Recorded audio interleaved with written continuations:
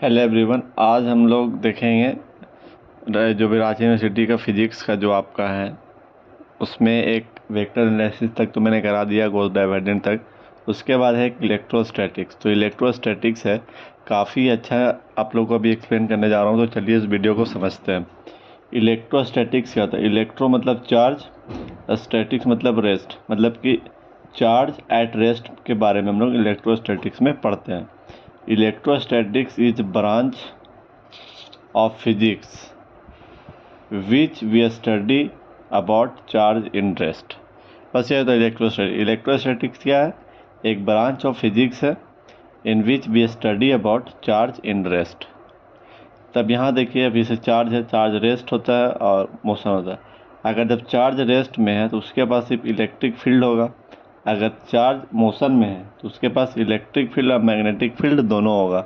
बस ये दो बात आपको समझना है कि अगर वो चार्ज रेस्ट पर है तो उसके पास सिर्फ इलेक्ट्रिक फील्ड होगा। अगर चार्ज रेस्ट में नहीं, चार्ज मोशन में है तो उसके पास इलेक्ट्रिक फील्ड और मैग्नेटिक फील्ड दोनों होगा। ठीक है। अब चार्ज होता है क्या? चार्ज का डिफिनेशन भी आपके एग्जाम में आ सकता है। चार्ज जो होता है, charge is a properties of body which show excess of deficiency of electron. क्या करता है? चार्ज एक प्रॉपर्टीज है ऑफ बॉडी विच, बहुत सारे बच्चे को चार्ज का डिफिनेशन ही नहीं पता। चार्ज एक प्रॉपर्टीज होता है ऑफ बॉडी का, यानी कोई भी मैटर का, विच शो एक्सेस और deficiency of electron. For charge to be any body, electrons must be transfer from one body to other body. इस तरह से आप देख सकते हैं। हो गया। इसके बाद अब आपको देखेंगे यूनिट ऑफ चार्ज। चार्ज का यूनिट क्या होता है? चार्ज का ऐसा यूनिट होता है कूलम्ब्स। सीजीएस यूनिट होता है चार्ज। देखिए, सीजीएस और पर्टिकुलर ये दोनों नहीं पूछेगा, ये आपका पूछता है 12th लेवल में। लेकिन अगर ग्रेजुएशन लेवल में तो ऐसा यूनिट ऑफ चार्ज आपका कूलम्ब होता है।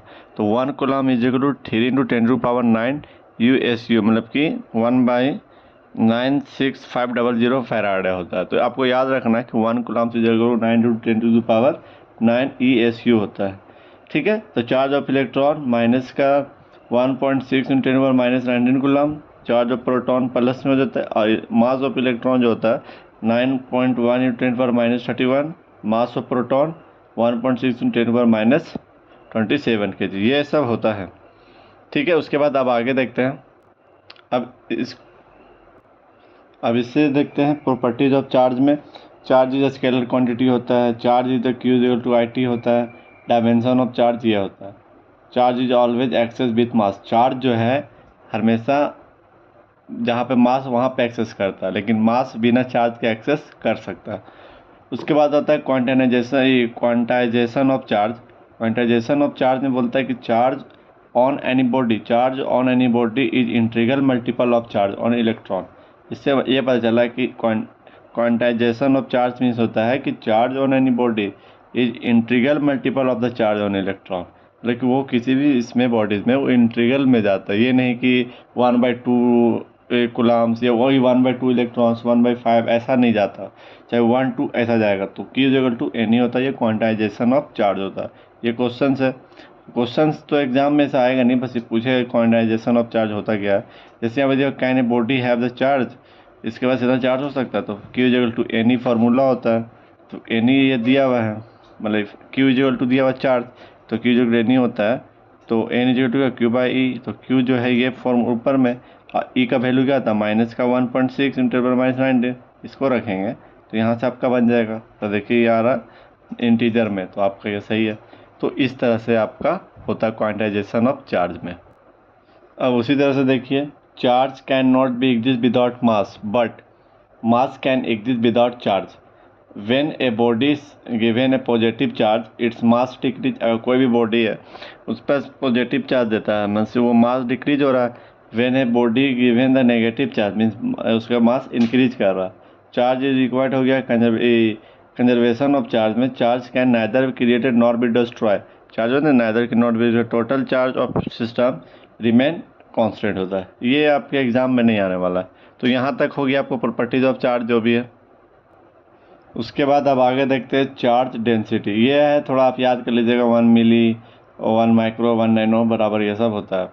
इसका देखिए चार्ज डेंसिटी क्या होता है। चार्ज डेंसिटी में होता है कि लीनियर चार्ज डेंसिटी। तो लीनियर चार्ज डेंसिटी किसको बोलते हैं? जो लैम्डा से डिनोट करते हैं। Charge per unit length is called linear charge density. It is noted by the lambda. It is SI unit of is coulomb per meter. और फिर चार्ज ऑन लेंथ, ये formula lambda is equal to Q by L, ये आपको याद रखना है। उसके बाद होता है surface charge density. Surface charge density means होता है कि charge per unit area is called surface charge density. Surface charge density में से charge per unit area is called surface charge density. अब एक और होता है वॉल्यूम चार्ज डेंसिटी, अब उसको बताते हैं। देखिए,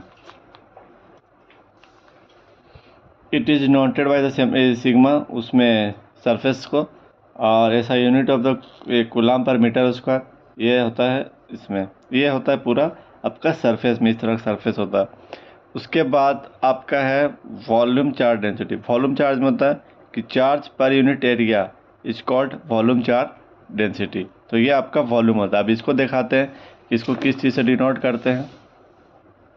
तो देखिए,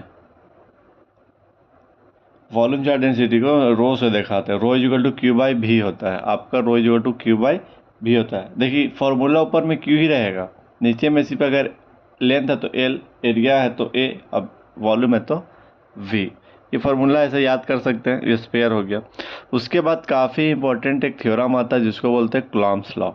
तो कूलॉम्स लॉ समझिए, ये काफ़ी हेल्पफुल होगा आपके अपकमिंग एग्जाम में बीएससी में। सो चलिए इसको समझते हैं। कूलॉम्स लॉ का डिफिनेशन बोलता है according to Coulomb's law the force between 2 point charges.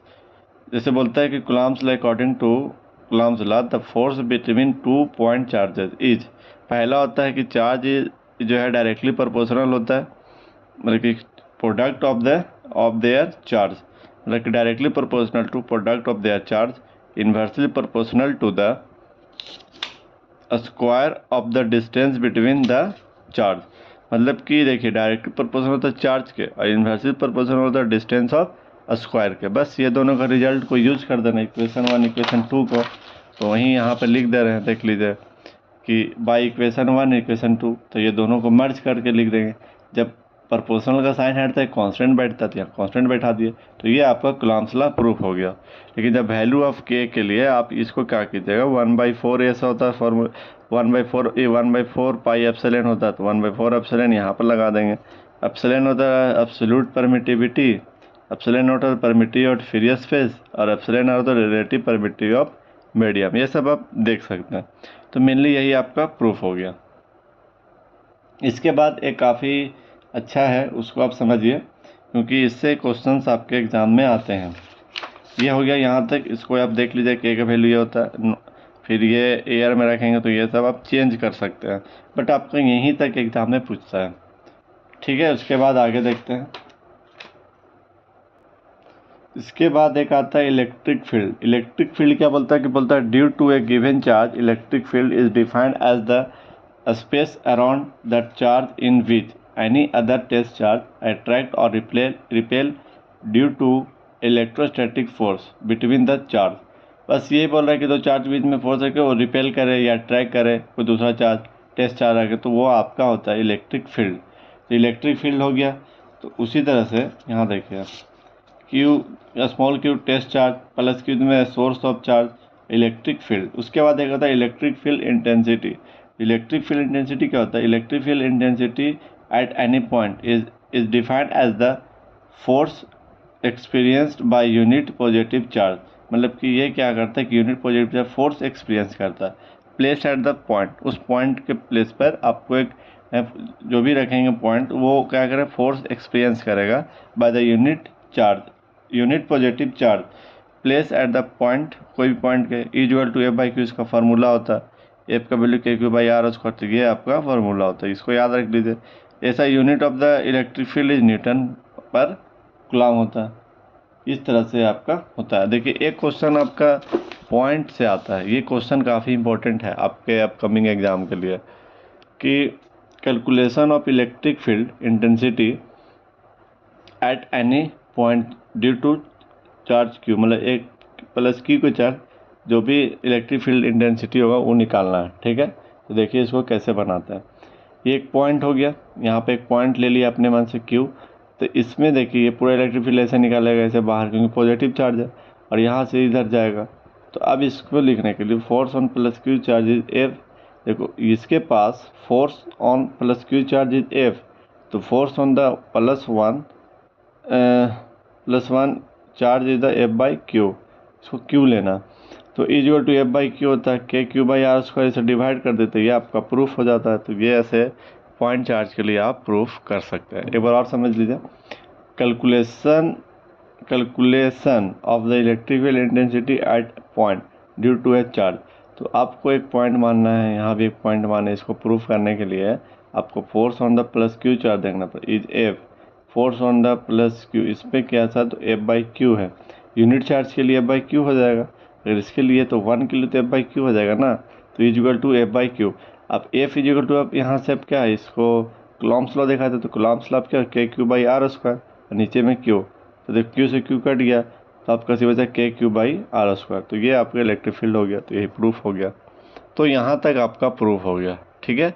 अगर वीडियो अच्छे लगे तो लाइक सब्सक्राइब कर लीजिए, और नोट्स चाहिए तो आप हमें कमेंट कीजिए, मैं आपको अपने चैनल पर अपलोड कर दूँगा, ठीक है। Okay, thank you.